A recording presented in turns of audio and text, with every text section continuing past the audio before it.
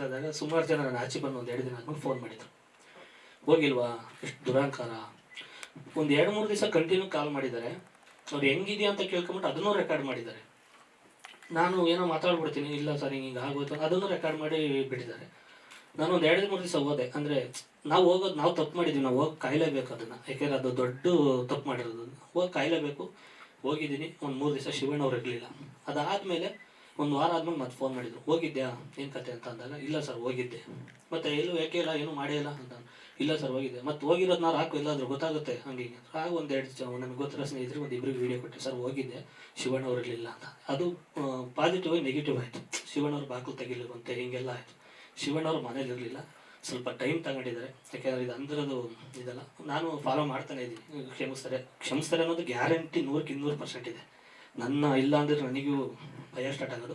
ಆ ನಂಬಿಕೆ ಮೇಲೆ ಇವತ್ತು ಕೂಡ ಉಸಿರಾಡ್ತಾ ಇದ್ದೀನಿ. ಇವತ್ತು ಬೆಂಗಳೂರಲ್ಲೇ ಯಾಕೆ ಕಲೆನ ನಂಬ್ಕೊಂಡು ಯಾಕೆ ಓದಾಡ್ತಾ ಇದ್ದೀನಿ ಅಂದರೆ, ಅವ್ರೇನಾದ್ರು ಕ್ಷಮಿಸಿದ್ರೆ ನಾನು ಒಂದೇ ಒಂದು ಸ್ಟೇಟ್ಮೆಂಟ್ ಕೊಟ್ಟರೆ 100% ಮತ್ತೆ ಒಂದು ಸಿನಿಮಾನ ರಿಲೀಸ್ ಗ್ಯಾರಂಟಿ ಮಾಡ್ತೀನಿ. ಅವ್ರೇನಾರು ಇಲ್ಲ ಅಂತ ಅನ್ನಲ್ಲ ಅನ್ನೋದು ಗ್ಯಾರಂಟಿ ಇದೆ. ಇಲ್ಲ ಮೇಡಮ್, ಅವರು ಒಂದು 3-4 ಜನ ಮೀಟ್ ಮಾಡಿದೆ. ಅವ್ರು ಡೆವಿಲಿನ ಹೊರಗಡೆ ಶೂಟಿಂಗ್ ಹೋಗಿದ್ದಾರೆ ಅಂತಂದರು. ಬಟ್ ಅವ್ರದ್ದು ಸೆಲೆಬ್ರಿಟಿಗಳು ಏನು ಫ್ಯಾನ್ಸ್ ಎಲ್ಲ ಇದ್ದಾರೆ, ಅವರೆಲ್ಲರೂ ಸುಮಾರು ಇನ್ಸ್ಟಾದಲ್ಲಿ ಸಿಕ್ಕಾಬಟ್ಟೆ ಮೆಸೇಜ್ ಮಾಡಿದ್ದಾರೆ. ಸರ್ ನಮ್ಮ ಒಳ್ಳೊಳ್ಳೆ ಮೆಸೇಜ್ ಮಾಡಿದರೆ, ಬೈದು ಇದ್ದಾರೆ. ಬೈದು ಅಂದರೆ ಕೆಟ್ಟದಾಗೇನು ಬೈದಿಲ್ಲ. ಅಪ್ಪ ತಲೆನೇ ಕೆಡ್ಸ್ಕೊಬೇಡ, ನಮ್ಮ ಬಾಸ್ ಬಿದ್ದಿದೆಯಾ ಗೊತ್ತು, ನಮಗೆ ಹೇಳ್ಕೊಟ್ರೋದು ಒಂದೇ, ಕೈ ಹಿಡಿದು ಎತ್ತು ಅಂತಲೇ ಹೇಳ್ಕೊಟ್ರೋದು, ಯಾರು ನಿಮಗೆ ಹಾಳಿಗೊಂದು ಕಲ್ಲಾಕು ಅಂತ ಹೇಳಿದ. ನೀವು ಮುಂದಕ್ಕೆ ಬದಲಾಗೋ, ತಲೆ ಕೆಡ್ಸ್ಕೊಬೇಡ, ನಾವೆಲ್ಲ ಫ್ಯಾನ್ಸ್ ಏನಿದ್ದೀವಿ ಸಪೋರ್ಟ್ ಮಾಡ್ತೀವಿ. ಬಾಸ್ ಇದನ್ನು ತಲೆಗೂ ಹಾಕೊಂಡಿಲ್ಲ, ಅವ್ರ ತಲೆಗೂ ಅವ್ರು ರಿಯಾಕ್ಟ್ ಮಾಡಿದರೆ ಬೇರೆ ಥರನೇ ಆಗೋದು. ಅವ್ರು ಇದಕ್ಕೆ ತಲೆನೇ ಕೆಡ್ಸ್ಕೊಂಡಿಲ್ಲ, ಅವ್ರ ಪಾಡಿಗೆ ಅವ್ರು ಬಿಸಿ ಅವ್ರೆ ಅಂತ ಅಂದರು. ಅದಕ್ಕಾಗಿ ನಾನು ಒಂದು 3 ಸತಿ ಮೀಟ್ ಮಾಡೋಕ್ಕೆ ಟ್ರೈ ಮಾಡಿದೆ, ಆಗಿಲ್ಲ. ಇನ್ನು ಧ್ರುವಣ್ಣ ಅವ್ರಿಗೆ ಒಂದೇ ಒಂದು ಮೆಸೇಜ್ ಆಗ್ತೆ, ಅಲ್ಲಿಂದಲೇ ನನಗೆ ಒಂದು ಪಾಸಿಟಿವ್ ವೈಪದಿಲ್ಲ. ನಾನು ಬೆಂಗಳೂರು ಬಿಟ್ಟು ಹೋಗ್ಬಿಡೋಣ ಊರಿಗೆ ಅಂತಲೇ ಅಂದ್ಕೊಂಡಿದ್ದೆ. ಧ್ರುವಣ್ಣವರೇ ಮೆಸೇಜ್ ಮಾಡಿದಾಗ ರಿಪ್ಲೈ ಮಾಡಿದರು, ನೀನು ದರ್ಶನ್ ಸರ್ ಹತ್ರ ಸೀನಿಯರು ಮತ್ತು ಶಿವಣ್ಣವ್ರ ಹತ್ರ ಕೇಳು, ನಂದು ಬಿಡು, ತಲೆ ಕೆಡ್ಸ್ಕೊಬೇಡ ಅಂದರು. ಆಮೇಲೆ ಅಣ್ಣ ಸಿನಿಮಾನ ರಿಲೀಸ್ ಮಾಡಬೇಕು ಅಂತ ಅಂದ್ಕೊಂಡಿದ್ದೀನಿ, ಅವ್ರಿಬ್ಬರ ಹತ್ರ ಕೇಳು, ನಾನು ಆ ಟೈಮಲ್ಲಿ ರಿಲೀಸ್ ಆಗೋ ಟೈಮಲ್ಲಿ ಏನು ಬೈಟ್ಸ್ಬೇಕಾ ಏನು ಬೇಕು ಅದನ್ನು ಮಾಡಿಕೊಡ್ತೀನಿ, ತಲೆ ಕೆಡ್ಸ್ಕೊಬೇಡ ಅಂತ. ಅವಾಗ ಒಂಚೂರು ಧೈರ್ಯ ಬಂತು. ಈಗ ಎಲ್ಲರೂ ಸಪೋರ್ಟ್ ಮಾಡಿದ್ದಾರೆ ನನಗೆ. ಇವರು ಫ್ಯಾನ್ಸ್ ಅಲ್ಲ, ಈ ಸಿನಿಮಾಕ್ಕೆ ಶಿವಣ್ಣವ್ರ ಫ್ಯಾನ್ಸು ಸಪೋರ್ಟ್ ಮಾಡಿದ್ದಾರೆ. ಇಡೀ ನಮಗೆ ದರ್ಶನ್ ಸರ್ದು ಫುಲ್ ಅವ್ರ ಫ್ಯಾನ್ಸು. ನಮ್ಮ ಮನೆ ಕಟ್ಬೇಕಾದ್ರೆ 69,000 ರೂಪಾಯಿ ಮನೇನೂ ವೀಡಿಯೋ ಬಿಟ್ಟಿದ್ದಾರೆ. 69,000 ವೆಟ್ರಿಫೈಡು ಕೂಡ ಮನೆ ಕೊಡಿಸಿದ್ದಾರೆ. ಅಷ್ಟು ಫ್ಯಾನ್ಸ್ಗಳು, ಅಷ್ಟು ನಮ್ಮ ಸಿನಿಮಾ ಟೈಮಲ್ಲಿ ಬ್ಯಾನರು ಹಾಕಿದ್ದಾರೆ ಅವ್ರ ಫ್ಯಾನ್ಸು. ಇನ್ನು ಧ್ರುವಣ್ಣವ್ರ ಫ್ಯಾನ್ಸು ಪೂರ್ತಿ ಪೋಸ್ಟರ್ ಲಾಂಚ್ ಮಾಡಿಕೊಟ್ಟಿದ್ದಾರೆ. ಧ್ರುವಣ್ಣ ಅವ್ರ ಫ್ಯಾನ್ಸ್ ಎಲ್ಲ ಪೇಜಲ್ಲೆಲ್ಲ ಹಾಕ್ಬಿಟ್ಟು ನನ್ನ ಸಿನಿಮಾ ಪ್ರಮೋಟ್ ಮಾಡಿಕೊಟ್ಟಿದ್ದಾರೆ. ಇನ್ನು ಅದನ್ನು ಆ ಋಣ ನನ್ನ ಮೇಲೆ ಐತಿ ಜಾಸ್ತಿ. ಯಾಕಂದ್ರೆ ಅವ್ರ ಮನೆಗೆ ಹೋದಾಗ ನೀರು ಕುಡಿದು ಕೂರಿಸಿ ಅಷ್ಟೆಲ್ಲ ಮಾತಾಡಿದ್ದಾರೆ. ಅವ್ರು 3 ಜನನ ಯಾರನ್ನು ಗೌರವಿಸ್ತಾ ಇದ್ದೇನೋ ಅವ್ರಿಗೆ ಒಂಥರ ನಾನು ಉಲ್ಟಾಗಿ ಮಾತಾಡಿರೋ ಥರ ಆಗಿದೆ ಈಗ. ಬಟ್ ಆಗಿದೆ, ಅದು ಆಗಬಾರ್ದಿತ್ತು. ದಯಮಾಡಿ ಇಲ್ಲಿಂದಲೇ ಅವ್ರ ಪಾದಾರವಿಂದಕ್ಕೆ ಕ್ಷಮೆ ಕೇಳ್ತೀನಿ, ದಯಮಾಡಿ ಕ್ಷಮಿಸಿ. ಯಾಕೆಂದರೆ ಇವರಿಬ್ಬರಿಗೆ ಏನು ಅಂದಿದ್ದೀನಿ ಅದು ನನಗೆ ಬೇಜಾರಾಗ್ತಿದೆ. ಶಿವಣ್ಣವ್ರಿಗೆ ಅಂದಿರೋದು ತುಂಬ ಹರ್ಟ್ ಆಗ್ತದೆ ನನಗೆ. ವಾಯ್ಸ್ ಕೇಳಿದರೆ ಏನಪ್ಪ ಇಷ್ಟೆಲ್ಲ ಹಿಂಗೆಲ್ಲ ಮಾತಾಡಿದ್ದೇನಲ್ಲ ಅಂತ ಅನಿಸ್ತಿದೆ.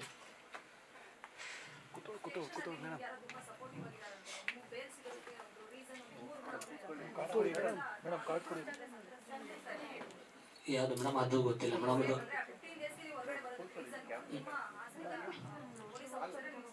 ಮೇಡಮ್ ಸಾಕ್ಷಿ ಆಧಾರಗಳು ಏನಿದೆ ಅದನ್ನು ನಮ್ಮ ಶಾರದಾ ಮೇಡಮ್, ನಮ್ಮ ನವೀನ್ ಸರ್ ಕೊಟ್ಟಿದ್ದಾರೆ ಕೋರ್ಟಿಗೆ. ಜಡ್ಜ್ ಅದೆಲ್ಲ ಪರಿಶೀಲಿಸಿ ಬೇಲ್ ಕೊಟ್ಟಿದ್ದಾರೆ. ಅದು ಬಿಟ್ಟರೆ ಪೊಲೀಸ್ ಸ್ಟೇಷನಲ್ಲಿ ನನಗೆ ಇದುವರೆಗೂ ನಂಬರ್ ತೆಗೆದು ನೋಡಿ ಎಷ್ಟು ಸತಿ ಫೋನ್ ಮಾಡಿದ್ದು, ನಾನು ಫೋನೂ ಮಾಡಿಲ್ಲ. ಅವ್ರು ಏನಿದೆ ನಾನು ಕೋರ್ಟಿಗೆ ಕಳಿಸಿದ್ರು, ಅದಾದಮೇಲೆ ನಾನು ಮಾತಾಡ್ಸಿಲ್ಲ. ಒಂದು ದಿವಸ ಮಾತ್ರ ಕರೆದ್ರು ಸೈನ್ ಹಾಕಬೇಕು ಅಂತ ಸೈನ್ ಹಾಕಿ ಬಂದಿದ್ದೀನಿ. ಏನು ಅದಕ್ಕೆ ಹೋಗಿಯೂ ಇಲ್ಲ. ಬಟ್ ಇವ್ರು ಏನಕ್ಕೆ ಹಂಗೆ ಮಾಡ್ತಾಯಿದ್ರು ನನಗೂ ಗೊತ್ತಿಲ್ಲ ಮೇಡಮ್. ಒಂದು ನಿಮಿಷ ರೀ ಸರ್, ಒಂದು ನಿಮಿಷ ರೀ, ಕೂತ್ಕೊಳ್ಳಿ ಮೇಡಮ್. ಸರ್ ಒಂದು ನಿಮಿಷ ರೀ ಸರ್, ಕೂತ್ಕೊಳ್ಳಿ ಮೇಡಮ್, ನೀವು ಬೇಗ.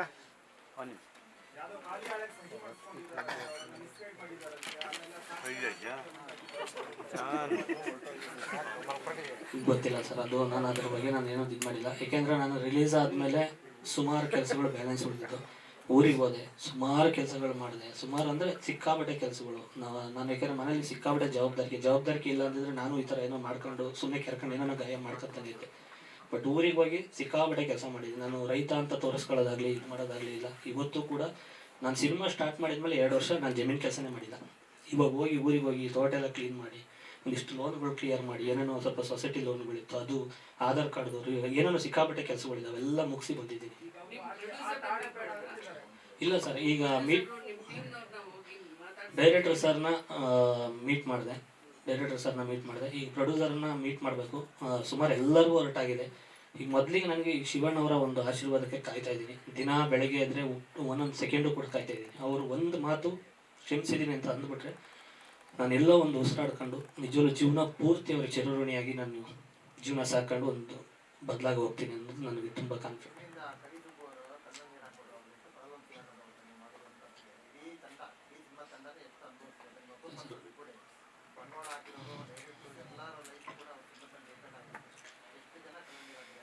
ಗೊತ್ತಾಯ್ತು ಸರ್, ನಾನು ಮಾಡಿದ್ರಿಂದ ಸುಮಾರು ಜನ ಸ್ಟ್ರಗಲ್ ಪಟ್ಟಿದ್ದಾರೆ. ಹೀರೋಯಿನ್ ಈ ಮೌನ ಗುಡ್ಡಮನೆಯವರು, ಸಂತೋಷ್ ಸರ್ ನಮ್ಮ ಪ್ರೊಡ್ಯೂಸರು, ಯೋಗರಾಜ್ ಭಟ್ರು ಸರ್, ನಮ್ಮ ರಾಮ್ ಸರ್, ಇಡೀ ಚಿತ್ರತಂಡ, ಕರಿಸುಬ್ಬು ಸರ್, ನಾಣಿ ಸರ್, ಎಲ್ಲರಿಗೂ ಕೂಡ ಇಲ್ಲಿಂದನೇ ಕ್ಷಮೆ ಕೇಳ್ತೀನಿ. ದಯಮಾಡಿ ನನ್ನ ಕ್ಷಮಿಸಿ. ನನ್ನಿಂದ ಎಲ್ಲರೂ ತಲೆ ತಗ್ಸಂಗಾಗಿದೆ. ಇಡೀ ಸ್ನೇಹಿತರು ನಮ್ಮ ಹಳ್ಳಿ ಕಡೆ ಸಿಕ್ಕಾಬಟ್ಟೆ ಬೇಜಾರಾಗಿದೆ. ನಾನು ಮೊನ್ನೆ ಹೋದಾಗಲೂ ಸುಮಾರು ಜನ ಕೇಳ್ತಿದ್ರು, ಸಿನಿಮಾ ಟೈಮಲ್ಲಿ ಹಿಂಗೆ ಆಗ್ಬಿಡ್ತಾರೆ. ಸುಮಾರು ಜನ ಅಂದರು. ಕೆಲವರೆಲ್ಲ ನಮ್ಮೂರಲ್ಲೆಲ್ಲ ಸುಮಾರು ಜನ ಕೇಳ್ತಿದ್ರಂತೆ, ನಿಮ್ಮೂರು ಹುಡುಗನಂತೆ ಹಿಂಗೆಲ್ಲ ಅಂದರೆ ಸುಮಾರು ಜನ ತಲೆ ತಗ್ಸಿದ್ರೆ ನನ್ನಿಂದ. ಈಗ ಏನು ಆಶೀರ್ವಾದ ಇವ್ರದ್ದೆಲ್ಲ ಸಿಕ್ಕಿದ್ರೆ ಖಂಡಿತ ಇದೆಲ್ಲ ಸರಿ ಹೋಗುತ್ತೆ ಅಂತ ನಂಬಿದ್ದೀನಿ. ಭಗವಂತ ಏನು ಮಾಡ್ತಾನೆ ನೋಡ್ಬೇಕು ಸರ್.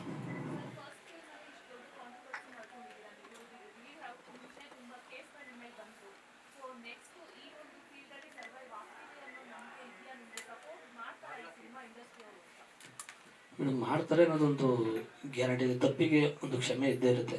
ಆದರೆ ಇದು ದೊಡ್ಡ ತಪ್ಪೆ. ನಾನು ಚಿಕ್ಕ ತಪ್ಪು ದೊಡ್ಡ ತಪ್ಪು ಅಂತ ನಾನು ಹೇಳ್ತಾರೆ. ದೊಡ್ಡ ತಪ್ಪು ಮಾಡಿದ್ದೀನಿ, ಅದಕ್ಕೆ ಕ್ಷಮಿಸ್ತಾರೆ ಅನ್ನೋ ಗ್ಯಾರಂಟಿನೇ ದಿನ ಒಂದೊಂದು ಸೆಕೆಂಡು ಕೂಡ ಕಾಯ್ತಾ ಇದ್ದೀನಿ. ಈಗ ಶಿವಣ್ಣವರು ಒಂದೇ ಒಂದು ಕ್ಷಮಿಸಿದ್ದೀನಿ ಅಂತ ಅಂದರೆ ಖಂಡಿತ ಒಂದು ರಿಲೀಸ್ ಆದರೆ ಸಿನಿಮಾ ಒಂದು ಒಳ್ಳೇದಾಗೇ ಆಗುತ್ತೆ. ಯಾಕೆಂದರೆ 3 ವಾರ ಹೋಗಿರೋಂಥ ಸಿನಿಮಾ ಮತ್ತೆಲ್ಲೋ ಒಂದು ಕಡೆ, ಯಾಕೆಂದರೆ ಸಿನಿಮಾ ಚೆನ್ನಾಗಿದೆ ನೀನು ಹಿಂಗೆ ಮಾಡ್ಕೊಂಬಿಟ್ಟಿಲ್ಲ ಅಂತಲೇ ಎಲ್ಲ ಕಡೆ ಹೇಳಿರೋದು. ಸಿನಿಮಾ ಚೆನ್ನಾಗಿಲ್ವಂತಂತೂ ಇಲ್ಲಿ ಹೇಳಿಲ್ಲ. ಮತ್ತೆ ರಿಲೀಸ್ ಆದರೆ ಖಂಡಿತ ಆ ಕ್ರೆಡಿಟು ನನ್ನ ಜೀವನದ ಭವಿಷ್ಯ ಏನಾರ ಬದಲಾದರೆ ಈ 3 ಜನಕ್ಕೆ ಹೋಗುತ್ತೆ ನಮ್ಮ ಕ್ರೆಡಿಟ್. ಇಲ್ಲಿಂದ ನಾನು ನಾಳೆಯಿಂದ ಶಿವಣ್ಣವರ ಬರ್ತಡೇ ಇಲ್ಲಿಂದನೇ ವಿಶ್ ಮಾಡ್ತೀನಿ. ಅಣ್ಣ ನಿಮಗೆ ಹುಟ್ಟುಹಬ್ಬದ ಶುಭಾಶಯಗಳು. ಈ ಬಡ ಕಲಾವಿದ ದಯಮಾಡಿ ತಪ್ಪು ಮಾಡಿದ್ದೀನಿ, ನನ್ನ ಆಯಸ್ಸು ಕೂಡ ನಿಮಗೆ ಕೊಡಲಿ ಅಣ್ಣ. ಇಡೀ ಫ್ಯಾಮಿಲಿ ಎಲ್ಲರೂ ಕೂಡ ಬೇಜಾರಲ್ಲಿದ್ದೀರ, ದಯಮಾಡಿ ಕ್ಷಮಿಸಿ.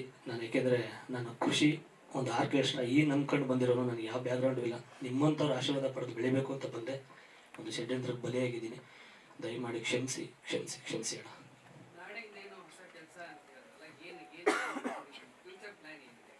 ಫ್ಯೂಚರ್ ಈಗ ಏನು ಸಿನಿಮಾ ಗೊತ್ತಿಲ್ಲ. ಶಿವಣ್ಣವ್ರು ಏನಾರು ಕ್ಷಮಿಸಿದರೆ ಇನ್ನೊಬ್ರು ಸಿನಿಮಾ ಮಾಡಬೇಕು ಅಂತ ಇದ್ದಾರೆ. ಅದೊಂದು ಸ್ಕ್ರಿಪ್ಟ್ ವರ್ಕ್ ಸ್ಟಾರ್ಟ್ ಮಾಡಬೇಕು ಅಂತ ಇದ್ದಾರೆ. ಅದೊಂದು ಇನ್ನಾದಾದ್ಮೇಲೆ ಒಂದು ಕೃಷಿಯಲ್ಲಿ ನಾನು ಸುಮಾರು 2 ವರ್ಷದ ಮುಂಚೆ ನಾನು ಏನೋ ಸ್ವಲ್ಪ ಬೇರೆ ಪ್ಲ್ಯಾನ್ ಮಾಡಿಟ್ಟಿದ್ದೆ.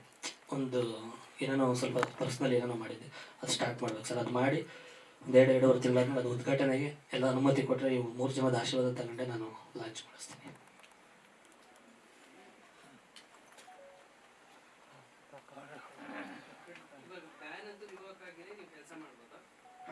ಹ್ಞೂ ಸರ್, ಕೆಲಸ ಅಂದರೆ ಉಮೇಶ್ ಅಣ್ಣವ್ರು ಮನೆಯೇ ಹೇಳಿದರು, ಮತ್ತೆ ತಪ್ಪು ಮಾಡಿದರೆ ಪಕ್ಕಾ ಬ್ಯಾನು, ಇನ್ಮೇಲೆ ಹುಷಾರಾಗಿ ಹೆಜ್ಜೆ ಇಡು, ಕೆಲಸ ಮಾಡ್ಕೊಂಡು ಹೋಗು ಅಂತ ಹೇಳಿದ್ದಾರೆ.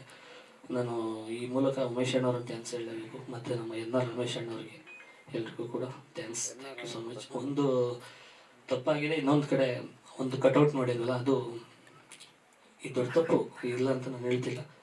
ಇಷ್ಟೊಂದು ಆ ಒಂದು ಕಟೌಟ್ ನೋಡದೆ ಒಳಗಡೆ ಹೋಗಿ ಬರೋಷ್ಟರೊಳಗೆ ಕಟೌಟ್ ಕಿತ್ತಾಕ್ತಾರೆ. ನಾನು ಸಿನಿಮಾನೂ ನೋಡಿಲ್ಲ ಸರ್.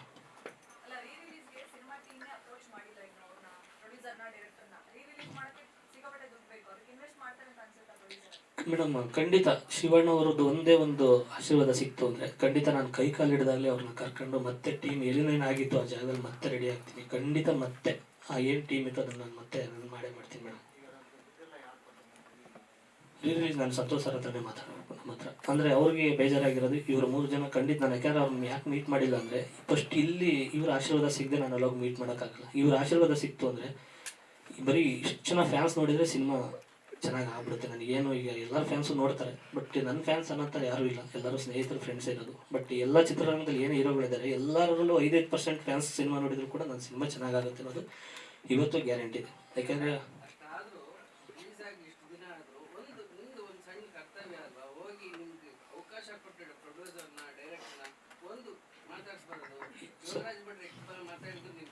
ಇಲ್ಲ ಸರ್, ಮಾತಾಡಿದ್ರು.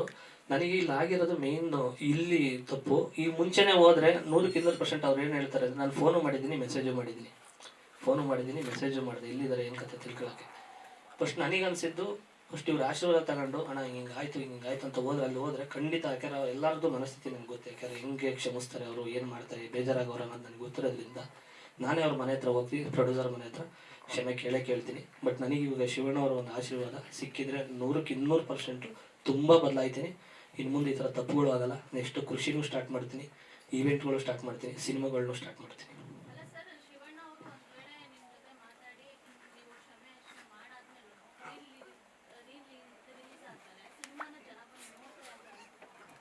ನೋಡ್ತಾರೆ ಮೇಡಮ್, ಖಂಡಿತ. ಯಾಕೆಂದರೆ ಜನಕ್ಕೆ ಇದೇ ಬೇಜಾರಾಗಿ, ಎಲ್ಲರಿಗೂ ಬೇಜಾರಾಗಿರೋದು ಅಷ್ಟೇ. ಇವ್ರು 3 ಜನ ಕ್ಷಮಿಸಿದ್ರೆ ಗ್ಯಾರಂಟಿ ಈ ಸಿನಿಮಾ ರಿಲೀಸ್ ಆದರೆ ನೋಡ್ತಾರೆ ಅನ್ನೋದು ಗ್ಯಾರಂಟಿ ಇದೆ ಮೇಡಮ್, ಪಕ್ಕ ನೋಡ್ತಾರೆ.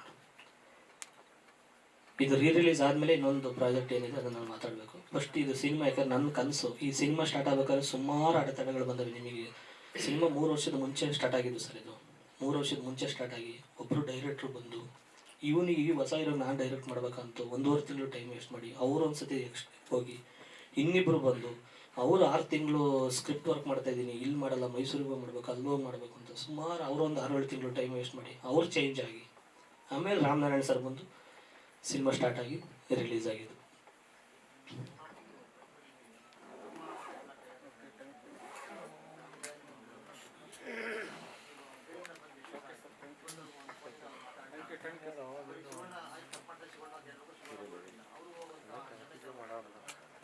ಕೇಳ್ತೀನಿ. ಇಲ್ಲ ಸರ್, ಸಂತೋಷ್ ಸರ್ ತಮ್ಮ ಅಂದಾಗ ಅವರು ನನ್ನ ಎಷ್ಟು ಅರ್ಥ ಮಾಡ್ಕೊಂಡ್ರು, ನಾನು ಅವ್ರು ಅಷ್ಟು ಅರ್ಥ ಮಾಡ್ಕೊಂಡಿದ್ದೀನಿ. ಬೇಜಾರಾಗಿರ್ತಾರೆ ಸರ್. ಈಗ ಅವ್ರ ಹತ್ರ ನಾನು ಹೋಗಿ ಕೇಳೋಕೆ ಹೋದ್ರು ತುಂಬ ಕೋಪ ಈ ಟೈಮಲ್ಲಿ ಇದ್ದೇ ಇರುತ್ತೆ ಅವ್ರ ಮೈಂಡಲ್ಲೂ. ಯಾಕೆಂದರೆ ಅವ್ರ ಮನೇಲೂ ಕೂಡ ಅಣ್ಣವ್ರ ಫೋಟೋ ಇದೆ, ನಮ್ಮಲ್ಲೂ ಕೂಡ ಶಿವಣ್ಣವ್ರ ಫೋಟೋ ಇದೆ. ನಾನು ಈ ಕೇಸ್ ಆದಮೇಲೆ ನನ್ನ ಫೋಟೋ ಇದೆ, ಮುಂಚೆಯಿಂದಲೂ ಕೂಡ ಕರ್ನಾಟಕ ದಮನಕ ಶ್ರೀಕಂಠ ಮೂವಿಯಿಂದಲೂ ನಮ್ಮಲ್ಲಿ ಫೋಟೋ ಇದೆ.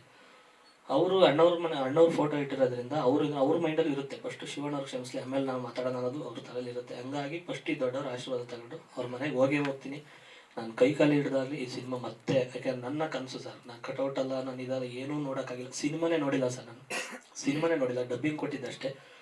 3ನೇ ವಾರ ಬಂದು ಖುಷಿಯಿಂದ ಹೋಗಕ್ಕೆ ಹೋದೆ, ಅಲ್ಲೂ ಕೂಡ ಅದು ಅನುಮತಿ ಕೊಡಲಿಲ್ಲ. ಇಲ್ಲ ಹೋಗಂಗಿಲ್ಲ, ಕಂಡೀಷನ್ ಬೇಲಾಗಿದೆ, ಹಂಗೆ ಹಿಂಗೆ ಅಂತ ಹೇಳಿದ್ಮೇಲೆ ಮತ್ತೆ ಮನೆಗೆ ಬಂದೆ. ಇದೊಂದು ಎಲ್ಲರೂ ಕೂಡ ಒಂದು ಇದಕ್ಕೆ ಸಪೋರ್ಟ್ ಮಾಡಿ. ಆಮೇಲೆ ಇದು ಆ ಆಡಿಯೋ ವಿಡಿಯೋಗಳು ಏನು ಮತ್ತೆ ಅವ್ರು ಕೊಟ್ಟಿದ್ದಂಥ ರಿಲೀಸ್ ಮಾಡಬಾರ್ದು ಅಂತ ಸ್ಟೇ ತಂದಿದ್ದೀನಿ, ನೋಟಿಸ್ ಹೋಗಿರ್ಬೋದು ಅಂತ ಅಂದ್ಕೊಂಡಿದ್ದೀನಿ.